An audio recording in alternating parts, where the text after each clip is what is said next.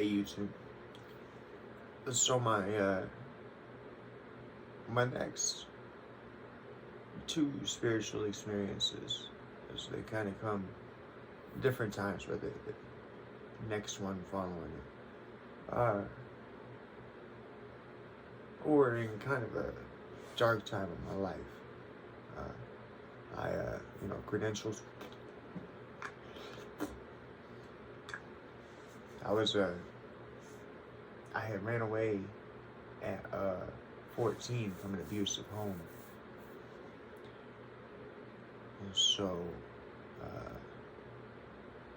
share a little bit about that with you. So y'all know I had my car accident, and that I was experiencing seizures, and I was having to take phenobarbital all the time. And then, like I say, my only explanation for it is that the angels put me back in my body. They fully healed my body. But like I say, the fact that now at 36, I had experienced 2 grand mal seizures, which is what I used to have when I was an infant. That I had experienced 2 grand mal seizures is just, it's not, I'm not sitting here like trying to measure stuff or whatever, but I was saying it's not the angel's fault. It's my software didn't go back into my hardware fully. And while that means that I've lived with the neurologist that I have epileptic tendencies with, that means that while I've lived with epileptic tendencies, while I've lived with this little blinky dot that I can see that I told y'all about, right here, this symbol is what I have been drawn to, and the little star in the middle is what it is. It's it's known as the Sri Yantra. Shri means wealth, and Yantra means machine. The lady in the middle right there, her name is Lalita Tripsuna Sundarya, I believe, if I've said that correctly. If not, I hope I didn't offend anybody. On the left is Lakshmi, and on the right is Ganesha. I have many other deities, but nonetheless, which is a detached retina, I believe, from impacting that dashboard. Even though I've lived with that, I've learned how to drive with that and everything, and just been this way my whole life, with the exception of, the 2 grand mal seizures hit me. What had happened was, giving y'all the background leads up to me being 14 running away. What had happened was, so when I survived that car accident and I didn't die, my dad didn't get any money. So at first according to them, and I've heard different stories, but according to them, they tried to offer me to everybody that they knew, all my little aunties and all that, right? And nobody'd take me. So then they decided to try to kill me. And that didn't work. They didn't get any money. But what I didn't know was that they didn't stop. And so what I mean by that is that, so for example, somewhere, I don't know where, I have a picture of me being a little boy on a 4-wheeler. The picture I showed y'all of me and my dad, I got a little BB gun, right? You really think about it, if your baby had been in a car accident, was experiencing seizures, and had suddenly gotten better, you don't go putting them on a 4-wheeler before they're 6 years old. You don't send them on random hunting trips where they might get shot in the woods while they're in, as you can see on my picture, dark clothes during hunting season. You don't take a baby that has had the dent that I still live with today.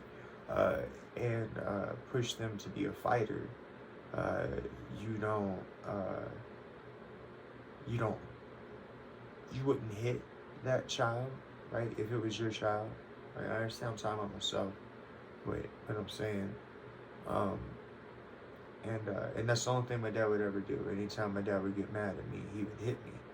Uh, he would always hit me in the head, and that's the other side of it. Is it's like if me and a homie get into a fight, right? And I like this individual, but we're having issues, and we decide that the only way we can handle this is by throwing down and scrapping like men, right? Then chances are I'm gonna hit him in the body, right? Because I like this individual, I'm just mad at them at the time. I don't actually want to damage them. My point being, my father never hit me in my body. My father only ever hit me in my head, on the side where my dent is, aka they were hoping the job would finally be finished. And so, the way I grew up on the outside, people seeing me, they would have seen a happy kid, because like I said, I had God, okay, my whole life. Thank you, God, being there with me hand in hand, okay. It was the only thing I could count on. It was my personal relationship, sometimes my only personal relationship I had, because the other people that I had hated me, you know. And I didn't realize, hate's a strong word, I didn't realize that was the word that fit, but that is the word that fit. They didn't want me, and they didn't want to just abandon me, they wanted me to die so that they could get money off of me, okay? When I was 18 years old, my father paid me to come home so that he could help take out a life insurance policy on me. And I knew that, but I thought it was to help me be buried. And I remember a lady and all that. Life insurance policy probably still exists on me right now. Okay? They were hoping that I would die. That way they could collect on any and everything they could in any way, shape, or form. They saw me as an investment, and for some reason, I just wouldn't die. Like I say, I've forgiven my father, because, like I say, his urn has that grizzly bear on there. The more I thought about it, the more I realized that I had lived this life where I wanted my father's respect. I think much as any son wants from his father, you know, and I never was going to ever be able to get that from somebody who wanted me to die. And I never knew that, you know. There's a spiritual experience coming up that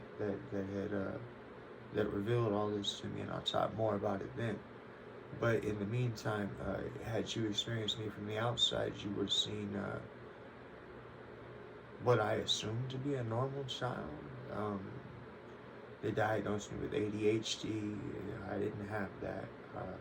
Reason I say that is because now that I'm older and they figured out the traumatic brain injury thing, they put me on Keppra and Dexatrin, Duloxetrin, something like that. Dexatrin, I think it is.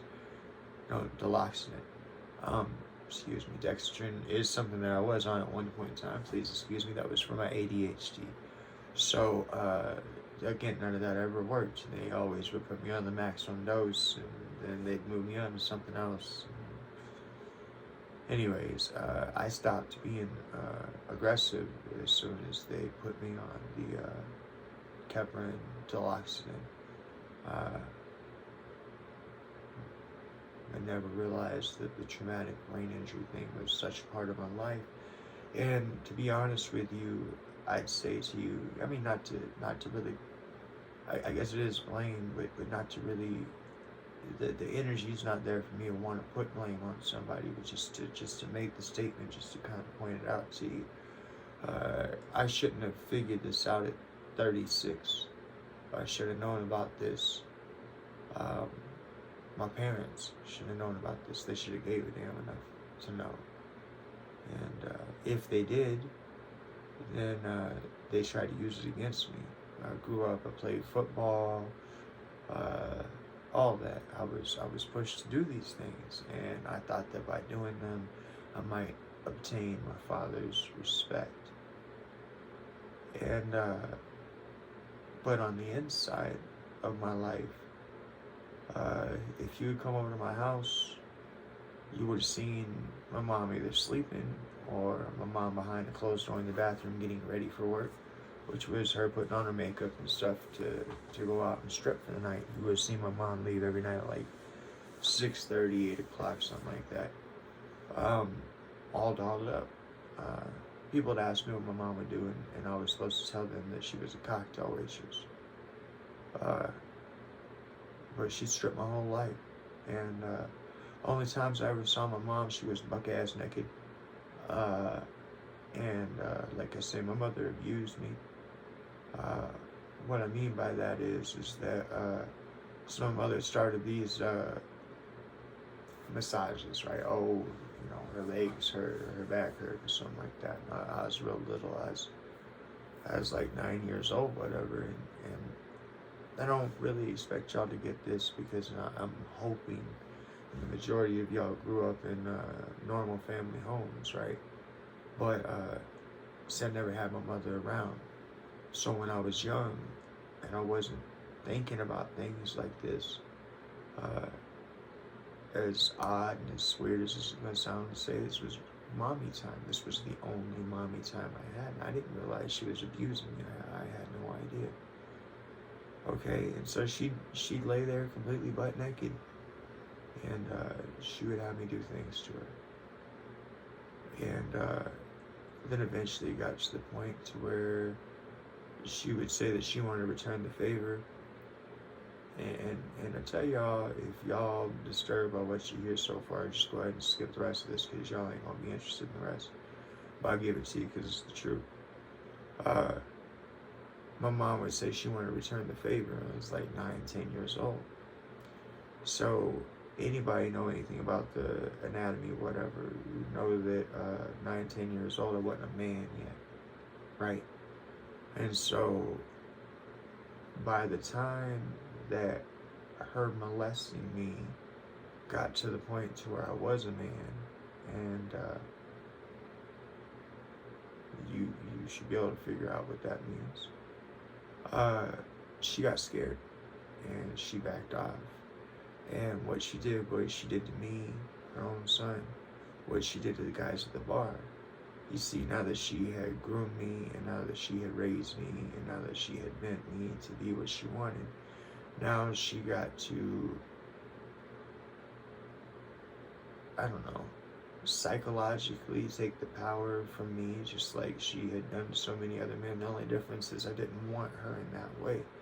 I wanted her as a mother, as family. I wanted a mom.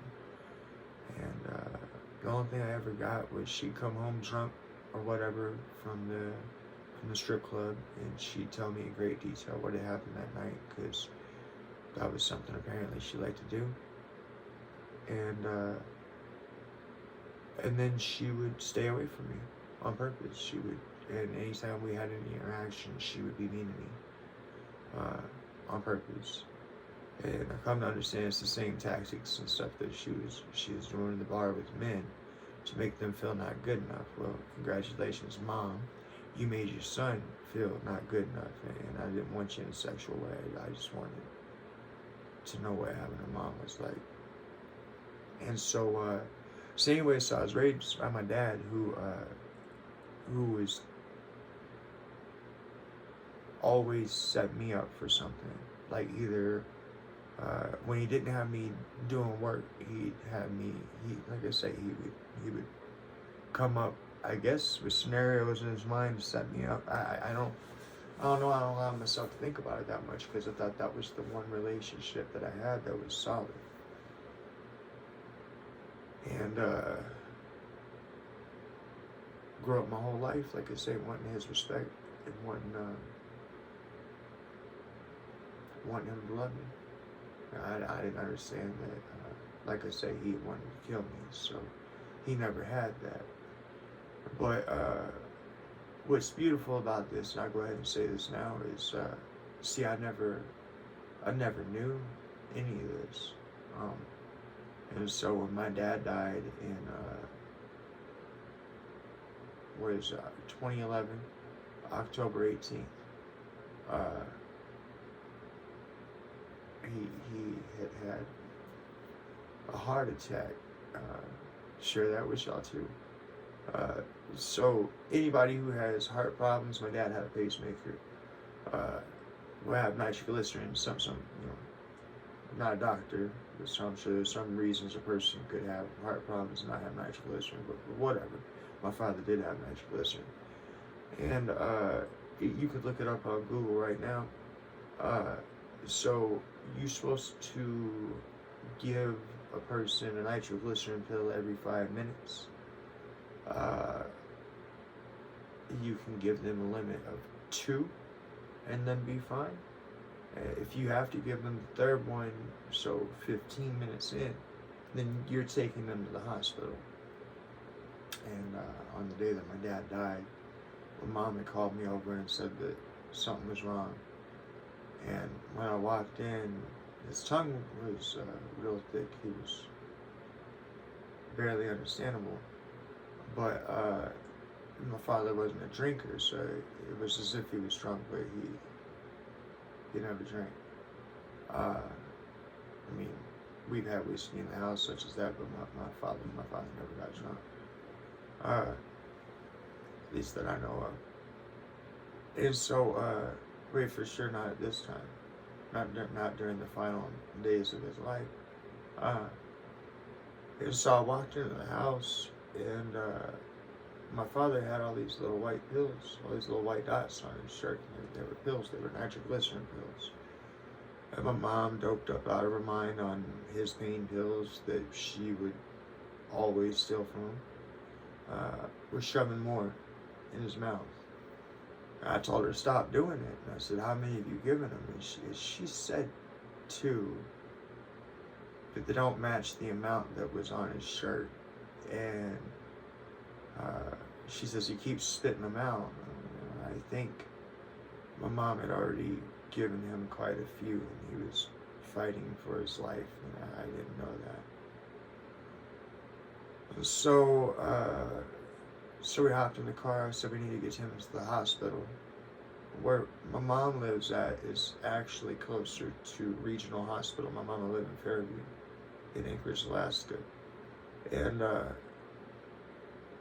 she drove right past regional. She had to actually take a right on Lake Otis to avoid going to regional, and went to Providence instead.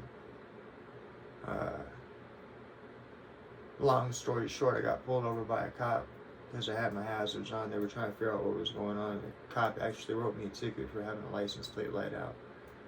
But when I walked into the ER, my father had already passed. But people had told me that they could still hear me. His eyes were wide open, they were blue. And I'll never forget, my favorite thing is I look right at him and I says, I don't have anything left unsaid. I says, me and my father have talked everything out. We are prepared for this moment. I said, I love you, Dad. And when I looked over at my mom, she just crumbled. I didn't realize that she crumbled because of how guilty she was, but she crumbled because there was nothing left unsaid between me and my father. And I held that man's hand. See, he smoked cigarettes my whole life. And he would be sitting there, we'd be talking, and he'd be saying, "Jerry, my chest hurts." And come to find out that was his pacemaker keeping his heart going while he was still cheaping down cigarettes. And so reason I say that is people who have high nicotine in their body, they'll have like yellowing of the skin. And so, and then also when a person dies, the oxygen stops going into their blood, so they have a yellowing. So the reason I tell you this is just as my flesh is white pink, right? And just as if you would grab me you would get a red spot afterwards, you know. It's kind of cold, so, but whatever. I held that man's hand, my father. I held his hand till the mortician people came, and all of his body, all the tissue around where I had been holding his hand was yellow. So I'd held his hand for so long, but that spot where I had been holding his hand at, it was still alive. It was still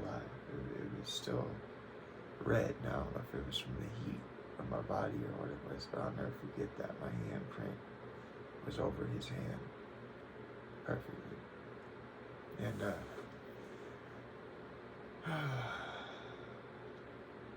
and so then from there, my mom ate up all my dad's pills all the way through his funeral. It was just me and my mom there. My dad got cremated. And I held on to his ashes for 10 years. And I'll save the spiritual experience that happened that allowed me to understand the things that I understand now for when I get to that part. But I had a spiritual experience that allowed me to understand these things about my father and what he did and how he had felt about me, that I had never experienced love for my family. But, you know, sometimes when I was a kid growing up, people would end up in bed with me, you know, and I always thought it was an accidental situation. These people were messed up, but found out recently from my mom that was all intentional. So it means my father knew, but that also means that my mom knew too. I never experienced love from my family. But when I was 14, even though I didn't fully realize things, I knew that things weren't what they should have been. So I ran away. And I got abducted. I was raped by a black man. I already mentioned that earlier. When I got out of that situation, I come out of that with a meth addiction, and I became a meth dealer. A lot of the things that my father had imprinted on me became my way of life, and my way of viewing how life should be. And so this spiritual experience that I've been trying to get to is, these two are a little dark. Well, this one's dark. The next one isn't so much dark, but you'll understand. I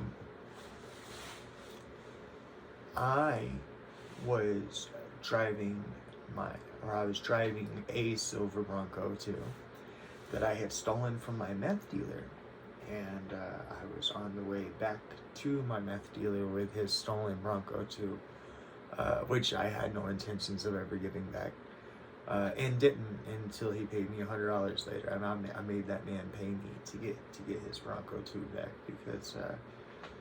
because I had to put in work to steal that vehicle. You know what I mean? But so I was on the way back to my dealer's house in his stolen Bronco too, and I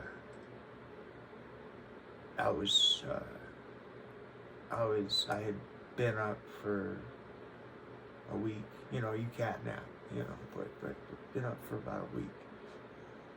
And I was driving in Mountain View, in Anchorage, Alaska. And I got to this intersection. And, you know, I'll try to explain this to you guys the best I can. I think I do pretty good, but I can still see it in my head, and I don't know that I do it any justice. So if you guys have ever watched Predator, any of them, you know what I mean? Predator 1, Predator 2, Arnold Schwarzenegger, or Predator in LA, whatever. You'll know that Predator has the ability to turn himself invisible. But when he does, you can see the outline of his silhouette. So you can see through him, but you can see the outline of his silhouette, right? And so I got to this intersection, the stop sign, and I saw this figure. Now, in Alaska, homeless people, you know what I mean, nighttime, you're gonna see people out there with their hoods on, right? Okay, you gonna see this, and so I got this side of them, right? And it was going across the front of the hood of the car, and like I said, it looked like a hooded figure. But then the more I looked at it, the more I realized I could see through this figure.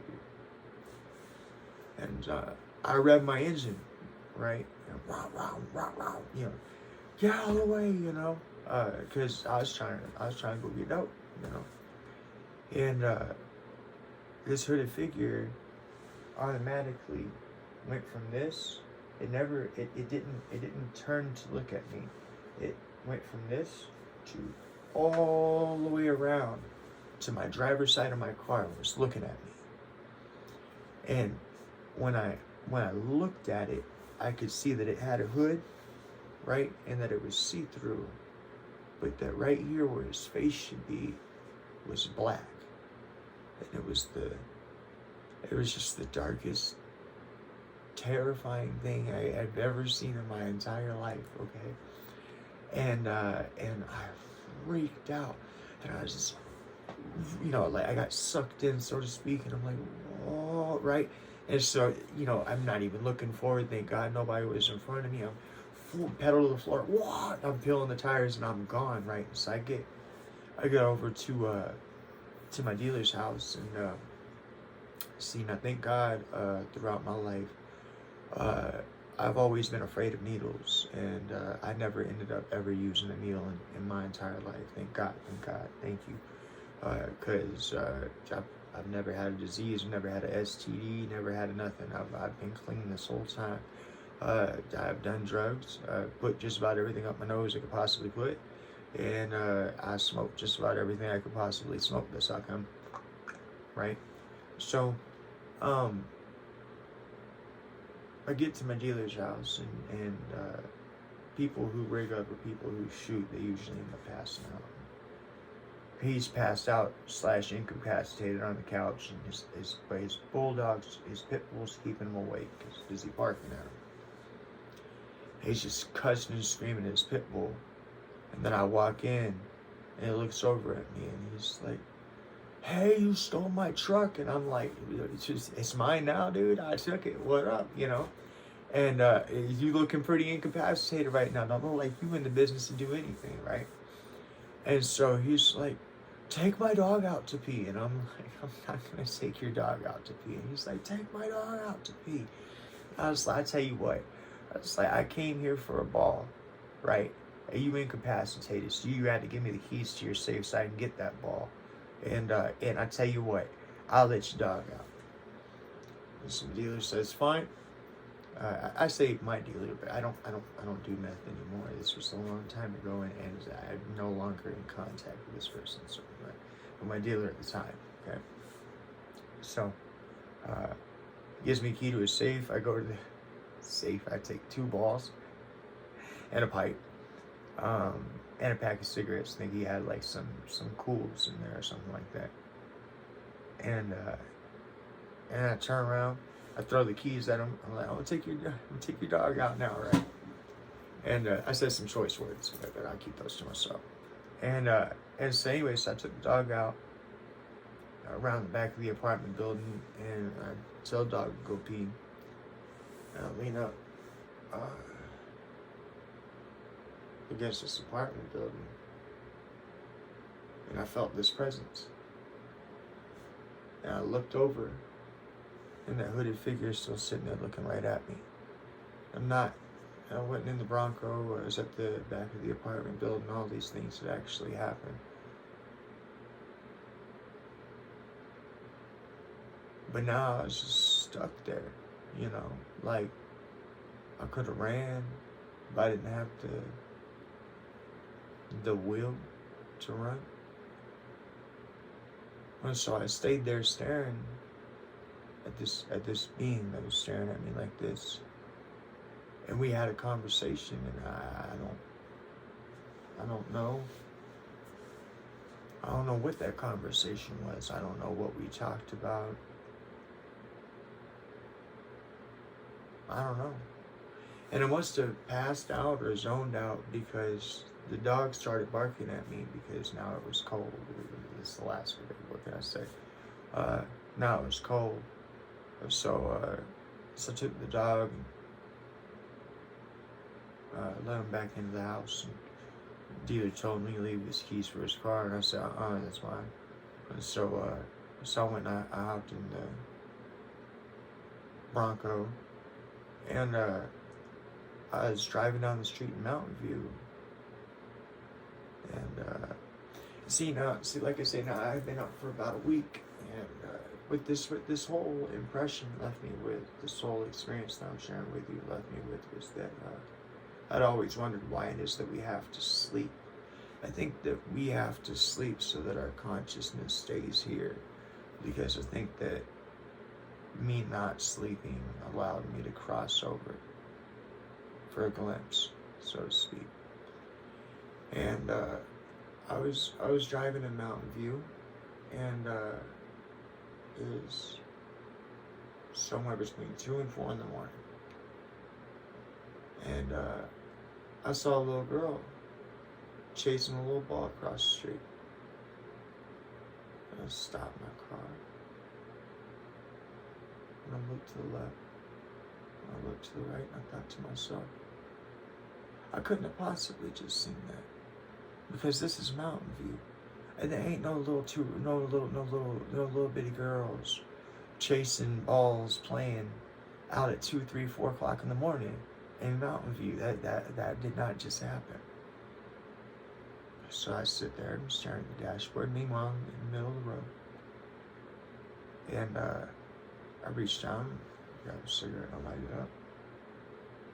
I look off to where she went, and I started realizing that there are people there as she went towards some people. But the more I'm looking at them, the more they don't look normal, right? And I'm like, what? And I realized that the reason why they don't look normal is because they're all sitting there staring at me with their mouths open and no eyes. Every one of them. More than I could count that way. And then I looked back this way. Now, mind you, I had already looked left and right. There wasn't nothing there. I looked back this way, and same thing. People, more than I could count, all sitting there. Right? No eyes. I'm sitting there and I'm shaking, smoking my cigarette. I'm thinking to myself, I'm like, this all has to be fake, right? Has to be. But I gotta prove things to myself. That's how I am. I gotta know how things are, how things work, and what the validity of them is. And so I sat there smoking this cigarette in the middle of the street, 2 to 4 o'clock in the morning. I thought to myself, I know what to do. I'll hop out and I'll walk up to this individual and I'll try to touch them. And if they're real, I might get hit, whatever, right? But if they're fake, my hand will go through them because they're still there. So I walk up and I don't say anything. I stick my hand out, right? And my hand goes through them. I'm like, ha, ha, ha, right. Nothing there, but I'm still seeing this individual. I was in front of an apartment building, so somebody in the apartment building yelled at me, "Go to sleep, crackhead," right? And so I hop back in my car, and or well, not my car, I stole the car, but back in my dealer's Bronco, and I'm driving back home, and I start realizing that I can see what appear to me to be dead people because they all have markings on them. They all, it's clear something has happened to these people, and the ones that don't look like that are just still sitting there, no eyes, as far as I can see. And lived in that environment until I ended up going to prison. And as I've said before, I don't bring it up because I'm proud of it. I'm bringing it up to be truthful with you. Just telling you guys up front. When I was 19 years old, somebody owed me $50. And I was there, okay? And in my mentality and the way that I thought at the time was if you let the first person get one over on you, the next one is just to follow. Now you a doormat. And I took my $50 in flesh. And not proud of it. I can't change it. I can't go back and change it. This is what started my looking. I've always been interested in spiritual things. I've always had God with me, but at this time, me and God were. It's not that we weren't talking. It's that I was gone. I don't know how to explain that, but that's. I'll leave that right there. That is what it is. That's the truth. I was gone, and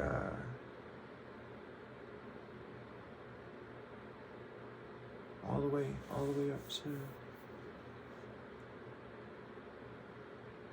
when I created my victim. Yeah.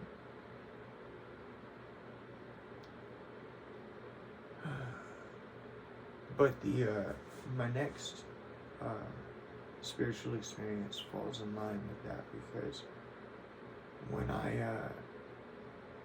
I was going through court and I was out on bail and whatnot, I was approached through that channel of communication, through that way of speaking to God. I was approached by a deity, and her name was Hecate. It is Hecate, and she talked some things out with me about my life and about where I was going, and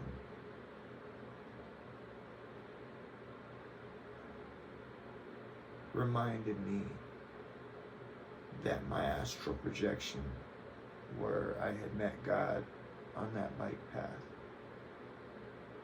she reminded me that God had told me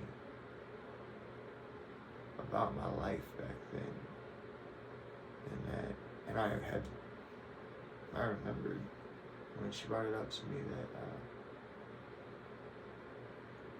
I hit my knees in a dream when I was astral projecting in that spiritual experience, and I cried and I sobbed because I didn't want to be who I am now. I didn't want to go through what I went through now. I didn't want to figure out what I've figured out now. And Hecate reminded me that back then, in that dream, in that astral experience, she had told me, even though I had begged to be spared, she had told me that I would not be spared, not one thing. And with that, once I got old enough to be worked with, I would be worked with. And thank you, God, you keep your promises. Thank you, and I'm grateful.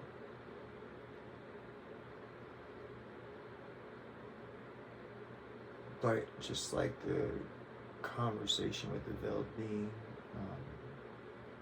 just like so many times that I would love to tell you about, that that I've had conversations with God. See, sometimes the conversations stay.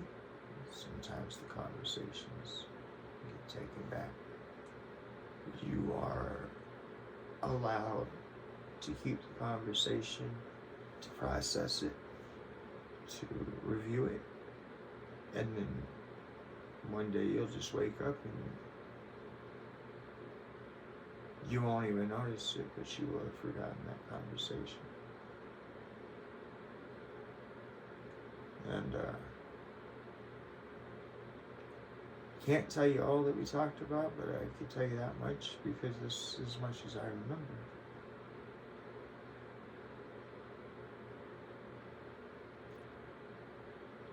But God loves me. God come to me in my time of need, even in my darkest hour, and reestablish a relationship and communication. And assured me that everything was according to a plan. Then I went to prison. Alright, so now I'm gonna hit y'all with my business plan, right? So, I mean every bit of what I'm saying.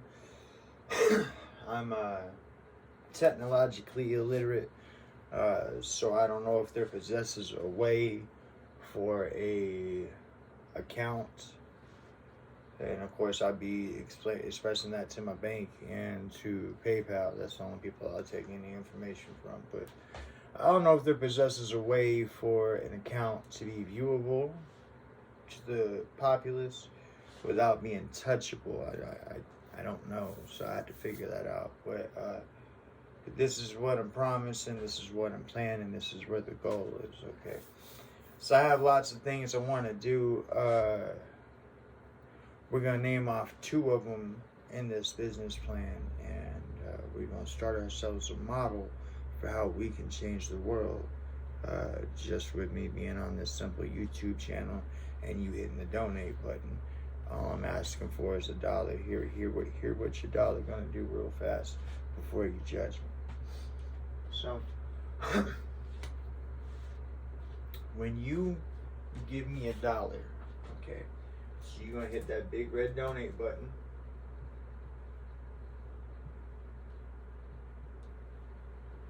Here's what's gonna happen. Now, I'm opening up a business account with PayPal so that I can accept all forms of payment. That way I don't have to just have a PayPal to PayPal. You can, I assume according to the way that I understand it, you can pay with anything you want to, Visa, MasterCard, your bank account, your debit, your whatever, okay? I chose to use PayPal. I understand there's something about some sort of percentages, whatever. I don't care. I want you to know that you are safe in opening up your wallet to me. And I want to make sure that's done through the most reputable that I know of, which is PayPal. Okay, I could be wrong, but it appears to be, when you say online banking or internet, I think the word PayPal. So there you go. So that red donate button is going to put whatever you donate to me. All I'm asking you for is $1, but I'll make it so you can put more if you really want to. But just thank you. But what's going to happen is that when you give me $1, okay, I want you to know what I'm going to do with it. So it's going to go to this PayPal account. Now, I'm sorry, okay, I understand I might be a little paranoid, that's fine, okay? I don't like the idea of my money just sitting on PayPal, okay? So what will happen from there is once you give me that $1, that $1 goes from PayPal to the checking account, which is always going to be empty, because the second I put money in the checking account, I'm going to sort it this way, and I'm letting you know how I'm going to sort it. Okay, so we have checking.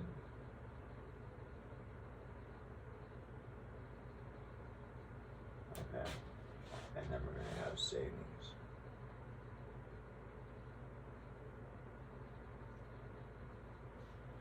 And over here, we have personal.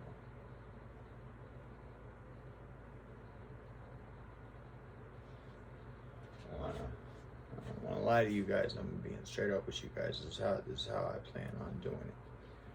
Okay. So, number one, when you donate me $1, it's gonna go to a PayPal account. Okay. That dollar, what'll happen is that right off the top, okay, while it's still in the PayPal account, I'm going to use 33% of that dollar right off the top to advertise my videos, my content, my everything. I'm going to use that 33% right off the top for that. That way I can get these videos pushed in other places other than just YouTube. That way I can move things forward here, because I have a goal here. So, but 33% of that dollar is going to come right off the top. Okay. Then, with the leftover amount, so the remaining 66%, okay, is going to come down here. Now, I'm not even going to write a figure because this is how my banking is going to go, so you guys know. When it goes into my checking account, okay, I'm going to put 66% of what's remaining that comes from my PayPal over here for taxes. Okay? I'm going to pay 66% of my taxes quarterly. Okay? Even if it overpays, I think you can gain interest that way. And if that's the case, that works too, because it'll keep this ball rolling faster. Okay? But I'm gonna pay 66% to my taxes. It's gonna sit in a savings account until I pay quarterly every year. Okay, 33% of that is gonna go right over here, right? So, well, I guess it'd be, well, no, I'll leave 1% in the checking account. So 33% of that is gonna go of what comes from PayPal, right? So 66% is gonna go to my savings for taxes. 33% is going to go to my checking for my own personal living, okay? Now, I want to tell you what I'm planning on doing with my own personal living portion of this. That way all this will make a little sense to you, and maybe it make a little more sense to you as to why you want to give me that dollar on that PayPal, if you choose to, and if you're in the place to be able to, okay? And that's this right here. Okay. So that 33% that I set in my checking, of course, you know, I have to pay my bills and such as that. But if I get enough money in there, if you can help support me, if you can help me make this my 9 to 5, okay, if you can, I'll dedicate myself to it.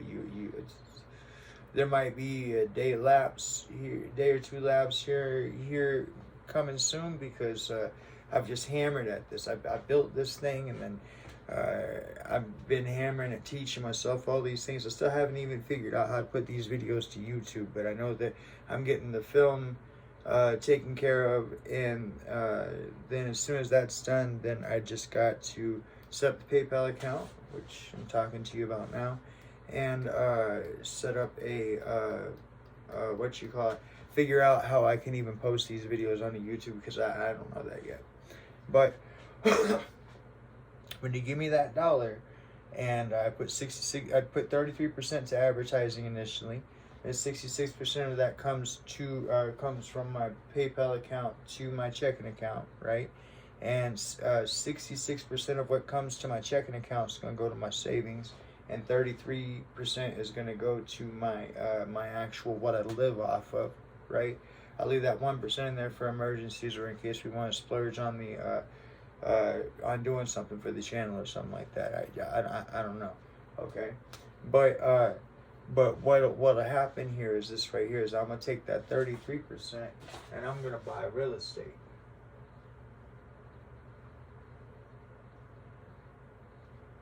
Specifically, I don't know, because it doesn't make any sense for me to ask for your money, for me to just turn around and go throw it into a hole that's not going to be any good. With that being said, I think I would like to buy up low-income housing, because with the goal, I know I know I'm gonna say something here, and you guys are gonna think it's stupid, and you guys are gonna think it's too good to be true. But I actually have a plan for it. It could work if we work together. It's up to you. It's a button push. It requires you to give me $1. It's up to you. Okay, but this is what I'm trying to work out with you real fast. Okay, so I'm gonna start buying up real estate. I'm gonna start a real estate business. Okay.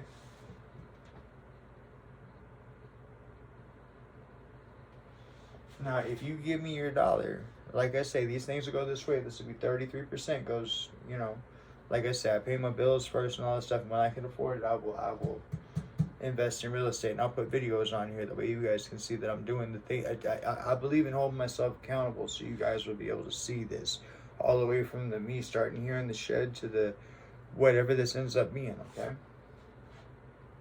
But what I would like to do is I would like to buy low income housing, okay?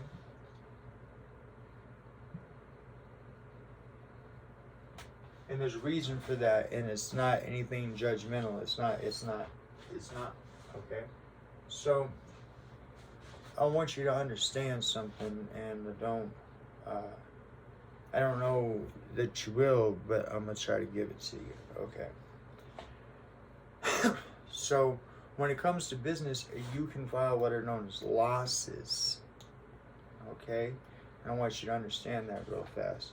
So, you hit the $1, okay? 66 gets set back for taxes, and then whenever everything gets returned, that money will go right back into real estate for buying low-income housing is what I'm hoping for. But again, like I say, I'm not going to sink my money into a hole. I want to make wise choices, okay? But because I want to make these places where people can live at, okay? So, excuse me. So I would like to buy low income housing, and what I would like to do is this right here. Now, it's my understanding that if you buy like a sixplex, this low income housing, okay, then you're guaranteed you get the money because it's low income housing and the state has something worked out.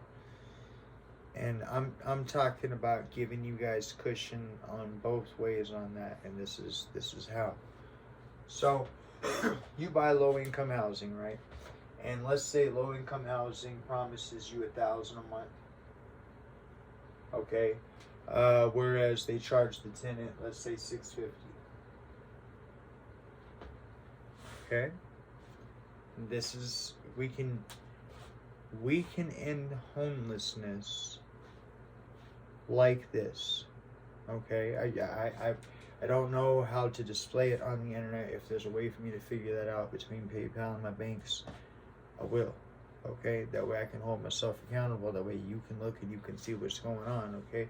But if you hit that $1 button right now, okay, this is what I'm planning on doing with it. Now I got to get me straight. Okay? I literally, this is it. This is what I'm doing right now. I'm devoting my heart and soul to this. This is I need to see where this goes, and I feel that God has called me to it, and that's where I'm at with it. And this is the last of the videos for me to produce. As soon as I get it all edited, I'm putting it out there. But it works like this. Sorry. If you guys can donate me enough money, okay, then what ends up happening is this right here. Is that money will be handled as I explained, and I will buy low-income housing. Okay. If they pay me $1,000 a month, okay, and I get it. So first, I have to buy low-income housing. Second, I have to have enough low-income housing to make an impact. Okay, but we'll get to that, and I'll figure out. At the very least, I'll just come up here to this whiteboard and I'll talk you through what we're at on things, so I can hold myself accountable. I mean that. I'll do that. There's no reason why. I can literally, I'll treat you as if we are a relationship, right? And I will let you know, as far, when I say relationship, I mean business partnership, and I'll let you know what it is that I'm doing with our channel as far as where we're going with things, okay? But the plan here is this right here, is that of course I gotta fix me, but I buy this low-income housing. I buy enough of it. If they pay $1,000 for the person to pay $650, the reason why I got those two put up on the board is this right here. If you guys donate me enough money, then what we can do is this. I want to make it. Okay, this is a multi-impact statement. I want you to hear me real fast. Okay, so these are low-income housing. Okay, I want to make it so that a person, anybody who qualifies for low-income housing, okay? Now, everybody always says, well, somebody has to foot the bill, and I want to foot the bill, okay? I'm sorry, flat broke. I need you to help me, okay? But I want to be that source that foots that bill, and I want to explain to you what I'm footing the bill of and what it is we can do with this if you help me. Okay, so if you donate me enough money and I get enough low-income housing and I get enough of them, okay, then this is what can happen. I want to make it so that a person only pays rent once every quarter. Okay, so that's once every 3 months. Okay, a person would actually pay rent once every 3 months. Now here's what I mean by that. So this is all things are double-edged, but this is a good thing, both sides. Okay, so number one, when the state pays me $1,000, when the person's only given $650, the state is bumping me up $350 per person, okay, or per rental unit, okay. So if I make it so that a person only pays rent once every quarter, so once every 3 months, okay, then what ends up happening is that 2 of those months the state don't pay me $350. So now your taxes are more effective. That's one thing. But then the other thing is this right here. Now you as the person renting, okay, you still have an obligation of $650. Okay, so every month you as the, I know I just said that you ain't paying rent but once quarterly, and now I'm saying you're paying rent every month, but you are paying rent every month. Okay, you will not lay back, relax, none of that. No, you will have a job. Okay, but we're gonna get you somewhere with your job, and we're gonna make this thing possible. That the only way to do this is there has to be money coming in to support this. But I want you to hear what I have to say real fast. Okay, so if a person is in charge of coming up with $650 every month for their rent because they qualify for low-income housing, okay, and I'm telling you that I am only charging them once every quarter, so I'm only taking that $650 once every 3 months, then that allows for $1,300 every quarter, right? Now here's what I propose.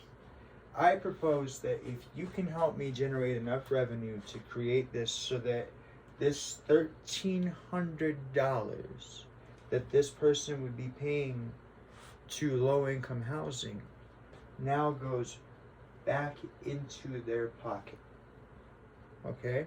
Now, why would we do that and how would we do that? Let me explain. So this $1,300, before it goes back into their pocket, because it's going to go into their pocket. It is their money. But first, it's going to pay for 2 people, okay? I want every person who has to pay rent to have 2 people in their life. You know what that is? I want every person to have an accountant, right? And I want every person to have a therapist, right? Now, I know you're thinking to yourself, well, why on earth would I want an accountant or a therapist, or why would I sign up for having an accountant or a therapist? I just go rent somewhere else, and that's fine. You can still rent from me. You don't have to be part of my little game here. However, at the same time, what that equals out to is that if you choose not to be part of my little game, I'll take my $650 from you every month. Thank you kindly, okay? But if you want to play along here, then this is how this works. That $1,300 will be able to pay for you an accountant and a therapist. Okay? So there are 2 people in the world that are guaranteed to give a damn about you because somebody's paying them money to do so. Okay? Now, $1,300 don't sound like a lot, but over a period of time it will be. Okay? But number 2, if you have an accountant managing your money, they can make sure that they pay themselves and the therapist. Okay? Number 3, if you're a person with a substance abuse addiction problem or some sort of a drinking problem or something like that, you have a tendency for benders or whatever, you're not going to be able to get a hold of that money from your accountant without your therapist's okay. Okay, so now you have an actual, real responsible $1,300 every quarter of the year, okay, that handled properly by an accountant and therapist will be used responsibly in your life. So if you have child support to pay back, if you have overdue taxes, if you have bills to pay, these 2 individuals are going to make sure that you pay them. So that way we have forward movement in your financial future. Do you understand? Okay? And so eventually, as you fix all these things in your problem, in your situation, this $1,300 gets set back and set back and set back, either A, for you to buy a home, B, for you to do something with your credit, or C, to move into a better place, whatever it is that you want to do. Eventually, I will have better homes that I buy as part of this, as this thing keeps on going. But what I need from you, my business plan, it all hinges on you. You got to hit that donate button. You got to give me at least $1. All right, it's $1, okay? That's what I'm going to do with it. 33% of it's going to go towards that, okay? I'll make my money off of, I won't make any money. That's kind of the point, is that I'll be making my money off of the donate button, off of the 33% where I told you to go, where it'll come from, right? So I'll live off of that. But my goal, okay, is to buy up as much housing as we can. That way we can get people off the streets. I want you to understand this does a couple of things, okay? So number 1, if you get people off the streets, you know what you lower? You lower crime. That's right. When you don't have people on the street with nothing better to do than to have their hands in their pockets and walking down the road, right? Peeping stuff, contemplating, figuring out what they're going to do, you have less crime, okay? But they don't have a real reason to want to step outside of crime until you can give them a home.